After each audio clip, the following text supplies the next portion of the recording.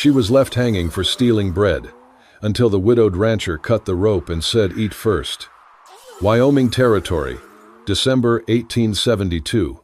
The snowstorm outside roared like a beast. Wind screamed through the cracks of the abandoned church, pushing the splintered doors inward. Each gust carried flakes of ice that scattered across the rotted floorboards, blanketing the altar and pews like cold ash. Inside, the crowd gathered, faces hard as stone, eyes hollowed by hunger and suspicion. Their breath fogged in the frozen air as they stood around a crude gallows built beneath the warped wooden cross that once stood for salvation. At the center of it all stood a girl, barely 20, her hands bound tight behind her back with rough hemp. Her wrists were red and raw, blood seeping where the rope had bitten into flesh during the long drag through snow and dirt. Her hair, once a soft ash blonde, hung in frozen clumps around her face. Her feet were bare, toes bruised and purple from the cold. She shivered violently, but her jaw stayed clenched. A man stepped forward from the mob and hurled a broken loaf of bread at her. It struck her cheek and split in two, scattering across the floor. "She stole from our stores," he shouted. "A thief eats while we starve? Hang her! Hang her!" others echoed. A woman pushed through, her eyes wild with grief. "My mother starved last week. She died with nothing in her belly but snow. This girl takes what wasn't hers. Let her swing for it." Their anger rolled like thunder. The air stung with more than cold, it reeked of desperation. An elderly priest stepped toward the altar, the book of holy words trembling in his hands. His beard was frostbitten, and his eyes rimmed red. But instead of opening the Bible, he snapped it shut. "I will not bless this girl," he declared. "What she stole was not just bread, it was from the mouths of our children." Eloise opened her lips to speak, but a rough hand stuffed a rag into her mouth. She gagged, eyes burning. Tears threatened, but none fell. Then came the rope. They looped it around her neck, coarse hemp against pale skin. She flinched as the noose bit in, drawing a hiss of pain. The executioner placed his boot on the edge of the trap plank, ready to kick it free. The crowd hushed, breath held. Eloise looked up.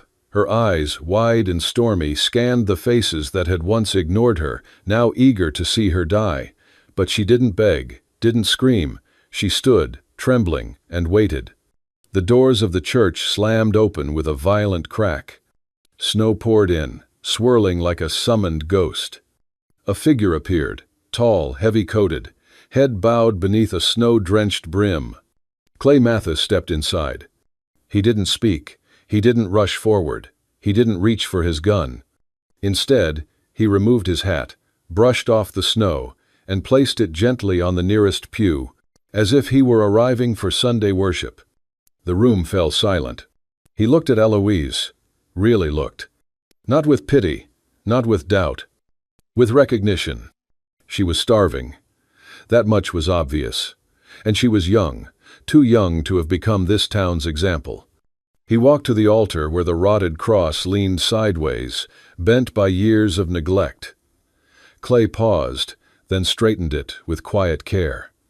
Wood groaned, settling upright. No one dared breathe. A young man stepped into his path, blocking the stairs. "You ain't got the right," the boy stammered. Clay didn't raise his voice. "Step aside. I'm cold. And I don't want to do what I used to do." The boy backed away like he'd seen a ghost. Clay climbed the steps. He didn't yell, didn't deliver a sermon. He reached out and gently tucked a strand of wet hair behind Eloise's ear, brushing it from her cheek. Her eyes widened in confusion. The touch was kind. Then he drew a long, glinting knife from his belt. One slice, clean, the rope fell. Eloise collapsed, gasping. Clay caught her before her head hit the ground. He reached into his coat and pulled out a loaf of soft bread, wrapped in cloth, still warm. He placed it in her trembling hands. Then, for the first time, he spoke. "If letting someone starve is justice," he said, voice low but clear, "then you've all forgotten what a sin really is." He stood. The crowd said nothing. They weren't afraid of his hands. They feared the look in his eyes, the look of a man who'd buried his wife with his own 2 hands, who knew what it meant to lose everything, and who no longer cared what anyone thought. No one moved. Clay bent down, cradled Eloise in his arms, and walked out into the storm. Snow muffled every sound as Clay rode, cradling Eloise against his chest. The mare moved steady through the back trail, away from the main road, away from judgmental eyes. Clay's jaw was clenched, his coat damp with melting snow. Eloise, limp in his arms, stirred only once. "Why did you do it?" she whispered, lips cracked. Clay said nothing. He pulled a wool cloak tighter around her, nudged the horse forward. They rode for miles in silence. By the time the cabin came into view, a squat, timbered shape tucked beneath a hill, the sky had turned the color of steel. Smoke rose from the chimney, faint but warm. Inside, the air smelled of wood smoke and iron. Clay kicked the door shut behind him, shook the snow from his coat, and carried Eloise to a chair by the hearth. Her fingers twitched from the sudden warmth. She looked around, blinking. The place was clean, spare, a shelf of books, a patched quilt folded neat on a cedar chest, 2 chairs at the table, only one worn from use, the other dust-covered. "You live alone?" she murmured. Clay did not answer. His glance toward the dusty chair was brief, but it said more than words. He moved to the stove, stirred something in a pot, beans, carrots, bone stock. When it was hot, he ladled it into a bowl, broke the remaining bread in half, and set it before her. No questions, no conditions. Eloise hesitated. Then she ate. At first, she trembled from hunger. Then, she wept. Not loud, just silent tears, falling onto the edge of the bowl. When her hand slowed, Clay pushed the rest of the bread toward her. She stared at him, startled. "I already ate," he said. She knew he was lying.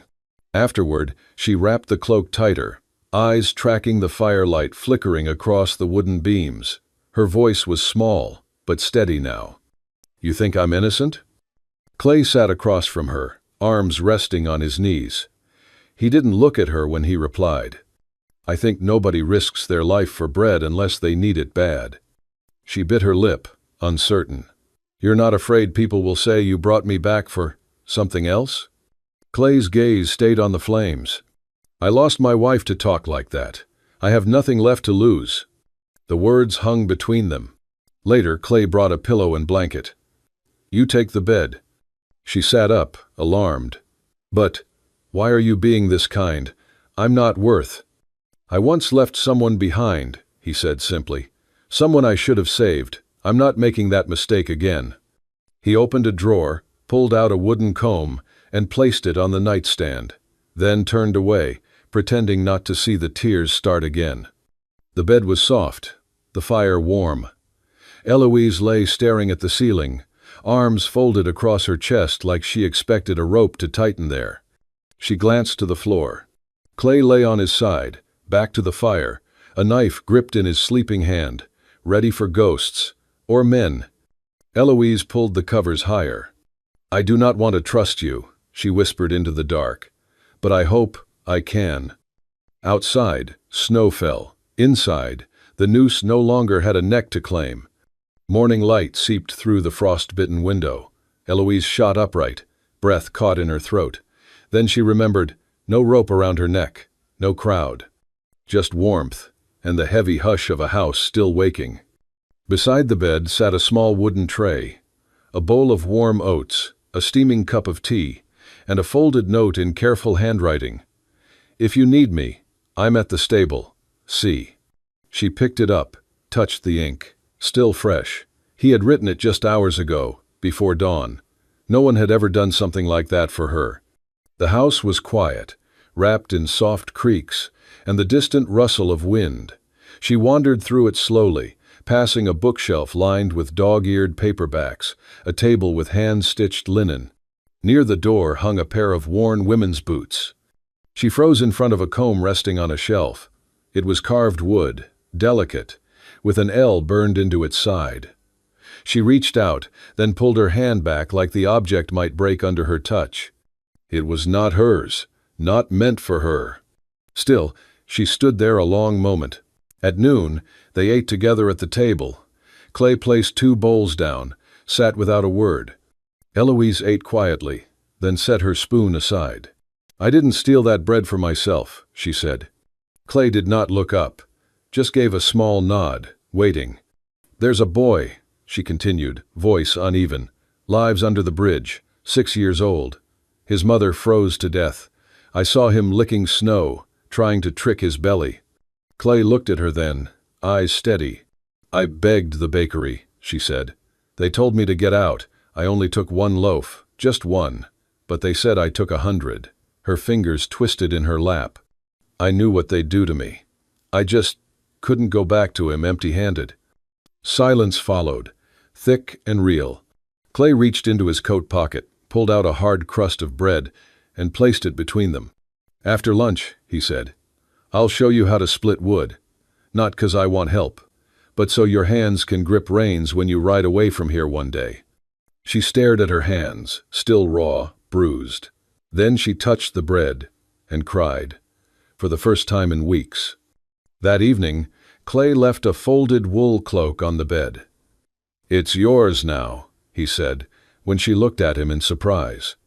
She opened her mouth to thank him, but he spoke first. "I once left someone," he said quietly, "when she needed me most. I won't do that again." Eloise didn't answer. She understood. As Clay turned to leave, he paused at the door.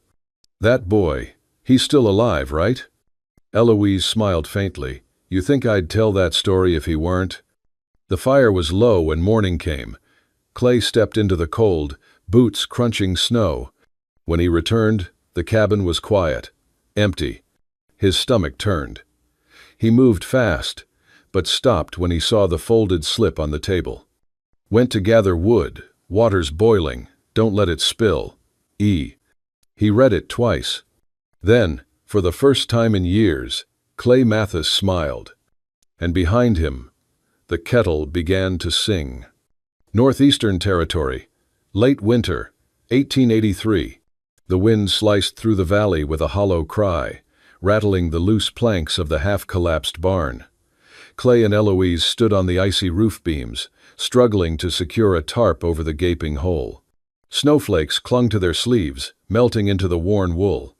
A horse's hooves crunched into the frost-hardened earth below. Clay squinted down. Amos Grigg, hat low, scarf pulled tight, rode into view, his expression shadowed with unease. No rifle slung across his saddle. Just a bundle tied behind him, and news written clear across his furrowed brow. "Town's stirring," he called up. "Word is, Clay Mathis is harboring a bread thief. Some folk want a citizen's tribunal." Clay didn't move.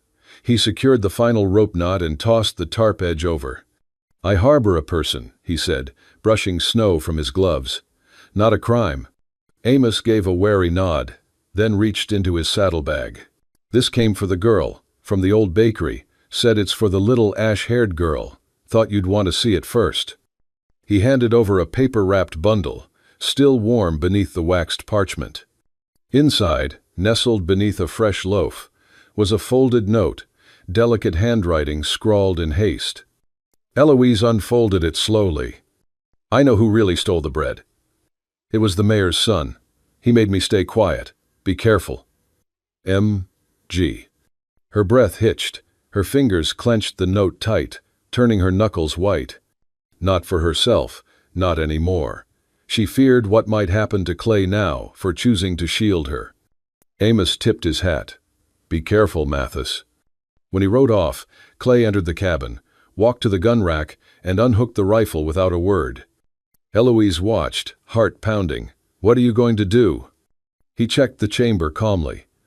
"Make sure they do not make the same mistake twice." His voice wasn't angry, just steady, worn thin with memory. She realized then, it wasn't just about her.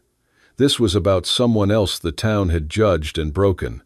Someone Clay hadn't saved in time. The days that followed moved slower. Clay showed her how to pack a saddlebag, how to brace flint in the wind. He never raised his voice, never gave orders. Eloise listened, learned.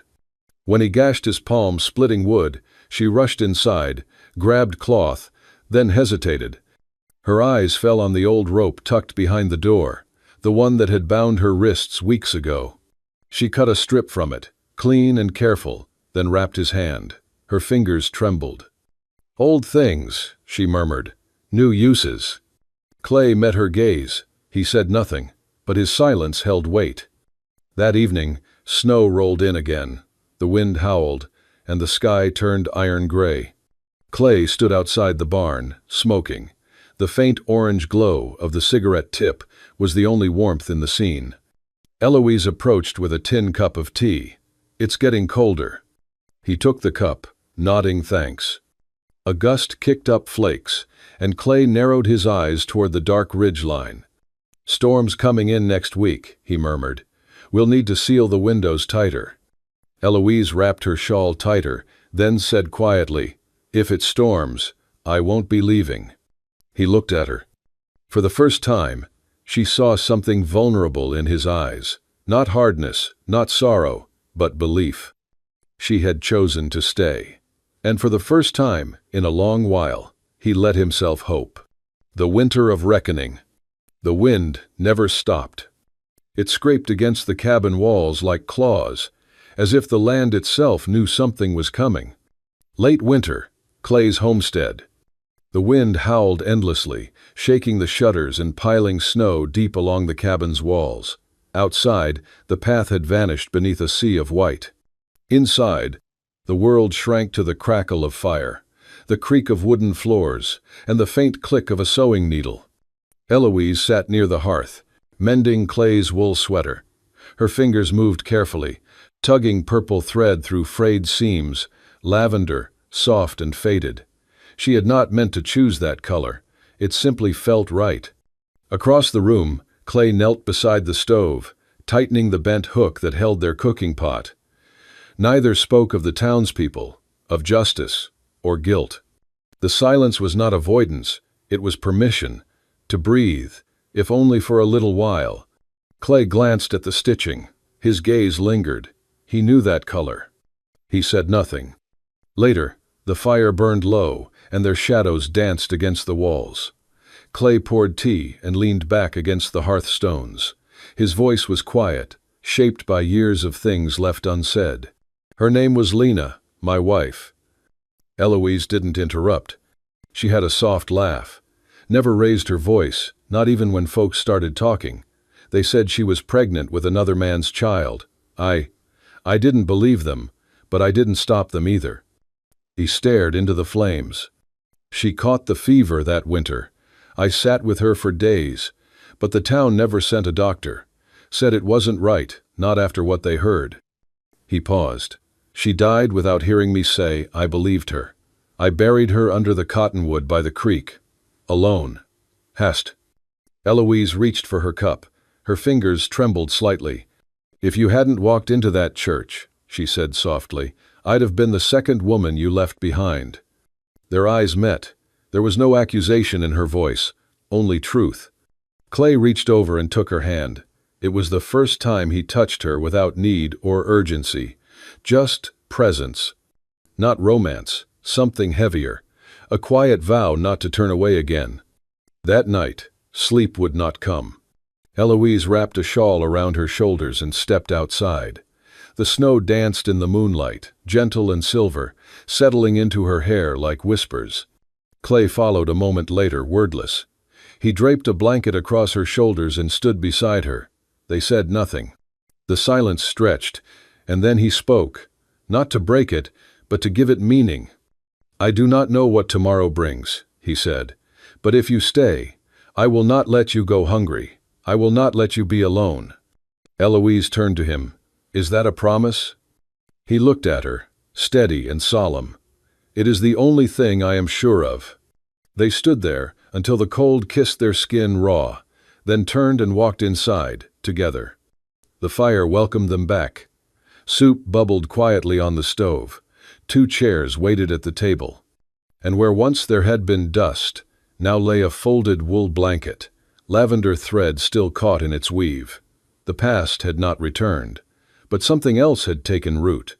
a presence, a choice, and maybe, in time, a home. The winter of reckoning. The wind never stopped. It scraped against the cabin walls like claws, as if the land itself knew something was coming. Eloise had not slept. She sat, curled in Clay's worn armchair, the purple threaded blanket pulled to her chin. Her fingers trembled around the note she had read 100 times. When Clay stirred, boots thudding softly on the wooden floor, she looked up, her face pale. "I need to tell you everything." He didn't speak, just waited. She handed him the letter. "It's from Mary Grace." He read it in silence, then read it again. "She says the mayor's son, Bennett Dalton, was the one who stole the bread, that he threatened her if she spoke up." Eloise swallowed hard. "I took 1 loaf for a starving child, but someone took 100, and they blamed me because I was easy. Alone." Her voice cracked. "If I speak now, they'll say I'm lying to save myself, and if they come after me again, they might come after you, too." Clay folded the paper carefully and placed it on the table. "Last time I stayed silent," he said softly. "Someone died." He looked her straight in the eye. "This time, if it costs me something, then it does. But no one else will die because I was too much a coward." That afternoon, they rode through fresh snow to the edge of town, stopping at the grand white house of Mayor Dalton. The porch lamps flickered in the wind. A servant opened the door, but stepped aside when Clay's eyes met his. Inside, the mayor's study was warm and lined with books. Dalton himself stood behind a polished desk, his smile tight. "You brought her here?" he said, voice dripping with disdain. Clay laid the note on the desk. Dalton read it, then scoffed. "This proves nothing. Scribbles from a maid who barely writes her own name. And this girl, this criminal, you expect me to believe her?" "Mary was your wife's niece," Eloise said. "She wouldn't lie." "She was the kitchen help," Dalton snapped. "And you, no better." Then a door slammed open. Bennett Dalton strode in, tall, smirking. "Well, well," he drawled. "The bitch lives. Thought we fixed that problem." Clay's fists tightened. "Easy," Bennett sneered. "You wouldn't want to hurt the mayor's boy." Clay's voice dropped. "I used to be afraid of what would happen if I acted. Now I only regret not acting sooner." His words hit like a crack of thunder. They left without another word. Dalton did not follow. That night, the storm thickened. Clay stepped into the barn, checking on the newborn colt, when the blow came from behind. He hit the ground hard, dazed. Before he could rise, booted feet surrounded him. 4 masked men. One raised a pipe. Another kicked him in the ribs. They didn't speak. They didn't have to. Inside the house, Eloise heard something. A muffled thud, a shout cut short. She grabbed the oil lantern and ran into the blizzard. The barn door swung open in the wind. "Clay!" she shouted. The lantern cast long shadows. She saw him on the ground, bloodied, unmoving. One of the men raised a knife. "No!" She hurled the lantern. It shattered against the wall, flames leaping up in wild tongues. The men turned in panic. She grabbed the hatchet by the woodpile and charged. It struck one of them square in the shoulder. "Do not touch him!" she screamed. The man howled, falling back. Another lunged. Clay surged up, pain forgotten, and swung hard. His fist connected with a jaw, then another. Bennett appeared, stumbling out from behind the hay bales, face twisted in shock. Clay grabbed him by the coat, slammed him to the floor, and wrenched his arm back until something snapped. "You think I wouldn't come for you?" Clay snarled. They bound him with rope, that rope, the one once meant for Eloise's neck. Before dawn, Clay and Eloise rode again. Through the dark, through the cold. She walked beside the horse, holding the letter, eyes fixed ahead. Clay sat straight in the saddle, Bennett slumped and bloodied before him, tied to the beast like a criminal from an old legend. Snow lashed their faces. Ice cracked beneath their boots. But they didn't stop, not until the town lights flickered ahead. And this time, they would not be silent. The cold dawn broke with a sharp wind. Snow drifted like ash from a sky choked with silence. Clay stepped into the square with slow, deliberate steps. Bennett Dalton slumped over the saddle before him, hands still bound by the rope that once marked another fate. His face was bloodied, swollen. His pride shattered. Eloise walked beside them. In her hand, the note from Mary Grace, the proof, the weight.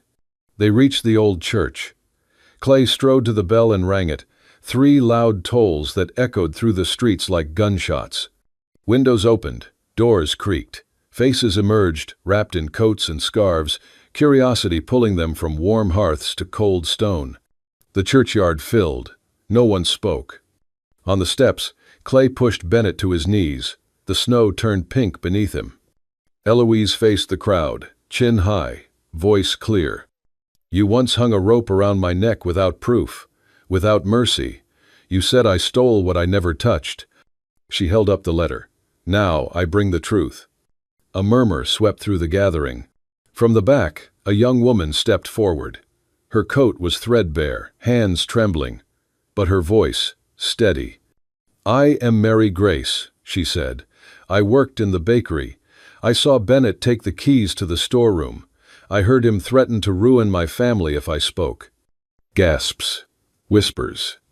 I wrote this, she continued, showing the original letter, and I brought something else. From her satchel, she pulled a tattered ledger, the bakery's account book. Look here, she said, flipping to a page. A shortage of 100 loaves. Noted the same day Bennett was seen near the storeroom. She looked directly at the mayor. I was silent too long. But I will not stay quiet while good people suffer for others' sins. The square trembled with reaction. Old men shook their heads. A woman clutched her child tighter. An elder muttered aloud, his voice cracking. We almost killed a girl, for what a rich man's son did. Clay stepped back. He said nothing. But the words had already ignited something. The old priest came forward, walking slowly through the crowd. His breath fogged before him as he looked at Eloise. I did not pray for you once, he said, voice heavy with remorse. But today, I kneel. And he did, right there in the snow. The crowd shifted. Mayor Dalton stepped forward, red-faced, voice strained. There is no proof Bennett ordered violence. These are words, accusations. Clay's voice rang cold and clear. You want proof? He held up Bennett's glove, still damp, the knuckles crusted in dried blood. I pulled this off him after he tried to stab me in the dark. Clay stepped closer. Want me to show them what's underneath? The mayor fell silent. A murmur rose, growing into something more. Anger, disbelief, shame. A middle-aged woman shouted, Get them out of our town. Others joined in. Resign. Send them packing. Let justice breathe for once. The vote was not formal, but it was final. By sundown, Bennett was carried out of town under guard, his hands still bound. The mayor, pale and silent, resigned before nightfall. The wind eased as if the land had been holding its breath and could now exhale. Clay stood on the church steps, eyes on the crowd dispersing. Eloise came to his side. Is it over now? She asked, voice low. Clay looked at her, and for the first time, the fight left his face. For them, he said. Maybe. Then he turned to her. But for me, it is only just beginning. Early spring Wyoming territory. The snow had not vanished, but it had retreated. At Clay Mathis's homestead, green broke through the earth like cautious promises. Rows of spring vegetables lined the newly dug garden beds, and chickens clucked behind a tidy fence. Laughter echoed faintly from behind the cabin. Eloise sat beneath the porch awning, reading aloud to 3 children cross-legged in the grass. Her voice, once sharp with survival, now softened with patience. A boy with wind-blown hair stepped forward after the lesson ended. In his hands a small loaf of bread, wrapped in cloth. It's not to say sorry, he mumbled. It's so you have something good to share. Eloise took it gently. That's a kind reason, she said. Thank you. Inside, The cabin had changed, too. No longer a place of ghosts, it was a place of work, of warmth, of second chances. On the wall above the hearth, the locket that once belonged to Clay's wife now hung beside a new embroidered cloth, stitched in lavender thread. That night, after the children had gone and the chickens had roosted, Clay sat at the table with a pen and a sheet of parchment. He wrote in silence, "Lena, I failed you once. I let fear speak louder than love. I did not fight for you, and I paid for that in years. But there was a girl in the snow. I stepped forward this time.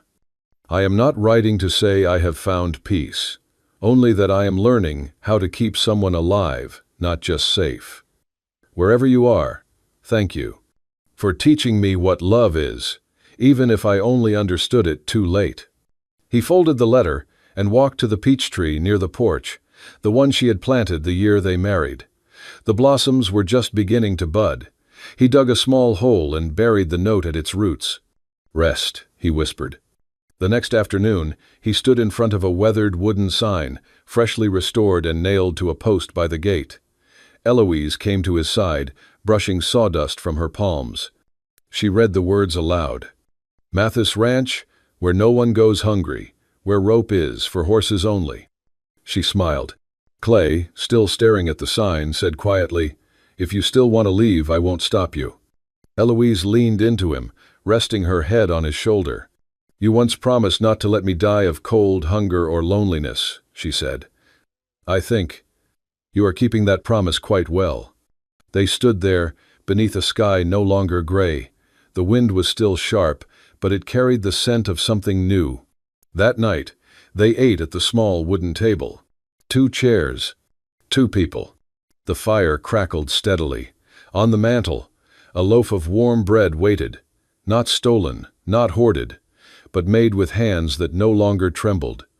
And outside the door, beneath the last melting snow, the first blade of grass pushed through. Green, brave, and untouched by judgment. Spring had come. "Thank you for riding with us through the frost and fire of..." She was left hanging for stealing bread, until the widowed rancher cut the rope and said, "Eat first." If this story stirred your heart, if it reminded you that even in the harshest winters of life, kindness can thaw what judgment tried to freeze, then don't ride off just yet.